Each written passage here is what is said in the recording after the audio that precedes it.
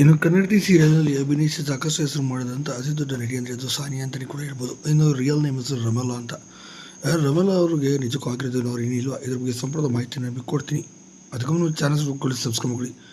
ಕನ್ನಡತಿ ಸೀರಿಯಲ್ನಲ್ಲಿ ಸಾನಿಯಾ ಅವರು ಅವರದೇ ರೀತಿಯಲ್ಲಿ ಅಭಿನಯ ಕೂಡ ಮಾಡಿದರು. ಹೌದು, ಇದರಲ್ಲಿ ವಿಲನ್ ಆಗಿ ಕೂಡ ಕಾಣಿಸ್ಕೊಂಡಿದ್ರು, ಸೂಪರ್ ಆಗಿ ಕೂಡ ಅಭಿನಯ ಕೂಡ ಮಾಡಿದರು. ಇನ್ನು ಸುಮಾರು 900 ಎಪಿಸೋಡ್ಗಳಿಗೂ ಅಧಿಕ ಇದು ಪ್ರಸಾರ ಕೂಡ ಆಯಿತು. ಅದರಲ್ಲಿ ಸಾನಿಯಾ ಪಾತ್ರ ತುಂಬಾ ಪ್ರಮುಖವಾಗಿ ನಿಭಾಯಿಸಿತು. ಮೊದಲನೇ ಇದ್ದಂಥ ಸಾನಿಯಾ ಅವರ ಪಾತ್ರ ಜಾಗ ಹೋಗಿ ಇವರು ಈಗ ಬಂದಿದ್ದರು.